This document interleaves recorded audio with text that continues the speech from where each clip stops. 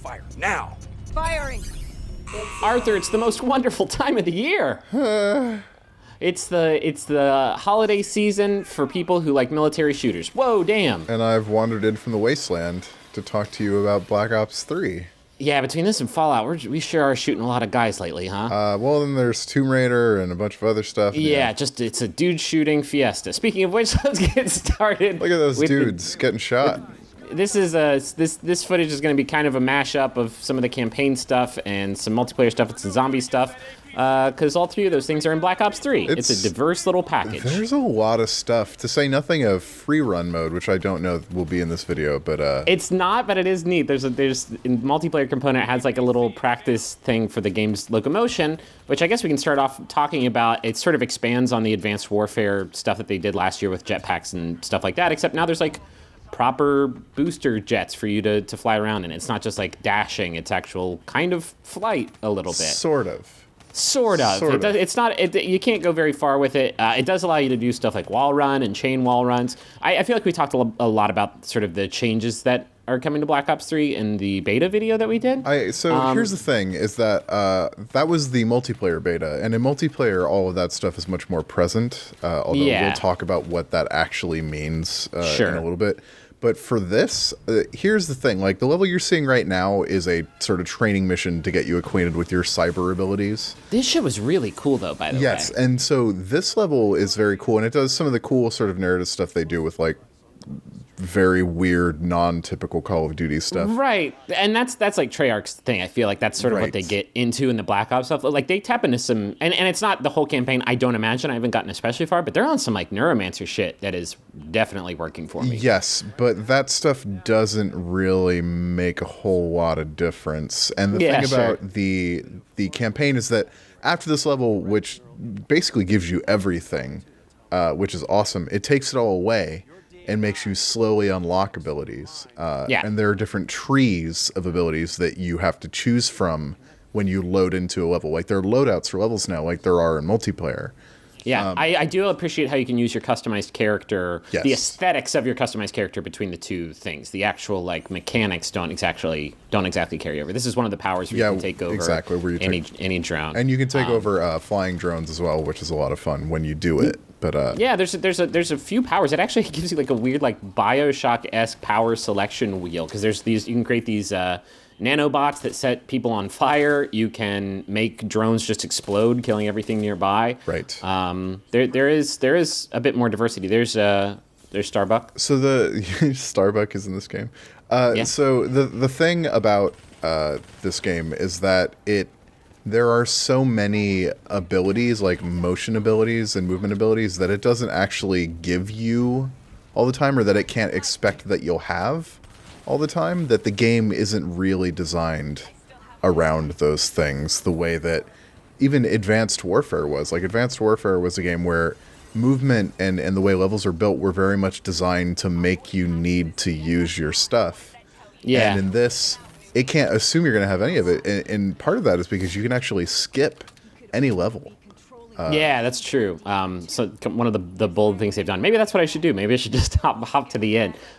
Yeah, like you're seeing here, like you can use, this mission is obviously another training mission teaching you how to use this stuff, but it's not mandatory. But in a way, like I kind of like that, because there's always like multiple layers of like verticality to the level. Like you can, there's a like tactical advantage to being up high, but if that's not like the build that you make, and you just want to be a player who just like stays down low and takes the direct route and blasts through guys, like you can definitely do that too. So the thing is that, and right there, like you knock drones out of the sky, which is kind of cool, is that they don't really lean into any specific movement mechanic very hard. Like the wall running that you're doing in this level is arguably the most wall running that you'll ever have to do in the game. Like this is like where it actually wants you to do it. And elsewhere, I just think that maybe they got so gun shy about having stuff that people wouldn't be able to do in the game that they just didn't design around it. And I think that it just suffers for it. It makes it feel like the least sort of designed Call of Duty campaign. It feels the most like this aggressive run forward and shoot stuff campaign. And in that regard, it also struggles a little bit because there are new enemy types that just aren't a lot of fun to shoot. Like the big robots. Yeah. Yeah, those the big robots take like they're big bullet sponges, and you really do have to use your powers against them. Like this ground pound I'm about to use, it's pretty sweet. I do want to mention the new tactical vision stuff is really cool. Yes. You can see enemies through walls once you or anybody else on your team has seen them, which is a big deal because co-op is like the sort of big addition that they're trying. Yeah, to make. it's a really cool addition there. Because if one of your buddies sees a guy, then you can see them on your HUD, like, no matter what. Yes. There's also one that you can use in smoke vision that is a bit closer range. You can also see stuff like kill zones on the floor. Like, if it's bright red, that means there's, like, a ton of enemies looking in that direction. This is the multiplayer stuff, and we touched on a lot of this in the multiplayer beta. This is me picking one of the specialists. You can spend your unlock tokens to buy a specialist. It's, like, the first thing you have to do. And buy one of their 2 powers. I, of course, picked up Outrider and the Vision Pulse. I also did Outrider, but I did the Sparrow because Bo. Yeah, it's really helpful. But it's still, I mean, I've spent a little bit more time with it. The footage you're about to see is like my first couple matches, and I think I have some footage of you playing in here too. But like, there's definitely some new stuff, and we talked about this in the multiplayer video, the beta video. But the old ways, definitely, I feel like are still the more effective ways to survive. Like the camping around a corner and like throwing grenades randomly through the air and hoping they kill somebody.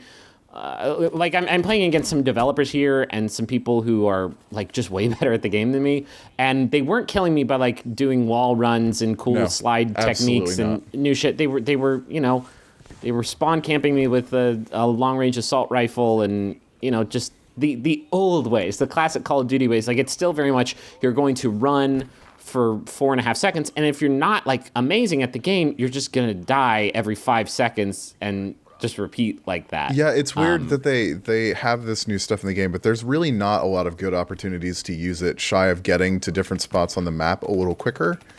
Yeah, like it gives you, yes, in terms of traversal, it's neat and it's certainly novel, but if you're wall running at a person who's just standing still, they're gonna just wreck your shit.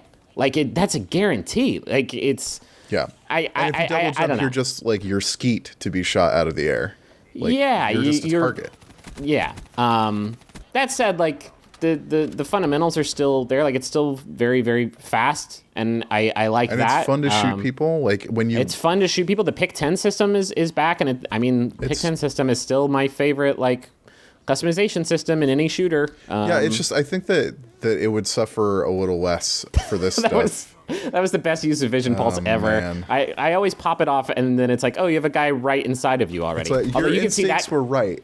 But yeah, that guy was spawn camping around the corner, though, and so I popped it off and was basically shooting as I walked out. Look at this. Final kill was a miracle grenade throw. Like, this is peak Call of Duty. Well done. This is some of you from the pre-release stuff. Yep, just sort of waiting around a corner and shooting people with a shotgun. That still works. I mean, this is an objective mode, so I'm protecting the objective, Griffin. You don't have to justify yourself. I think that it would be a more interesting multiplayer game if not for the fact that Advanced Warfare did a lot of the same stuff, including a spin on Pick 10 that I thought worked a little better. And like, I feel like there was this rhythm. This rhythm was established before, where it was like Treyarch does a bonkers, action-packed, silly Call of Duty game, and then Infinity Ward, or in this case Sledgehammer, does a grounded. But that's not what happened. Like, Advanced Warfare was pretty bonkers.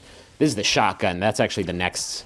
That's the next. I think definitely the next power I want to get. Yeah, that's a special Tempest. ability for one of the character classes. Yes, this is Zombies mode, which is just as inscrutable as it's ever been. So the special abilities in multiplayer charge, and everybody gets to use them, but I feel like their impact in any game is very low.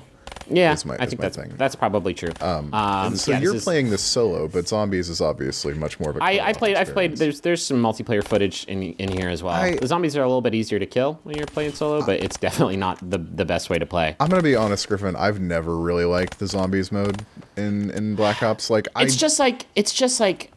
I tell you what I don't like about it, like, and I get what they're going for. Like, it's this idea of survival by constantly having to find better and better weapons because the zombies' health, like, increases exponentially every round.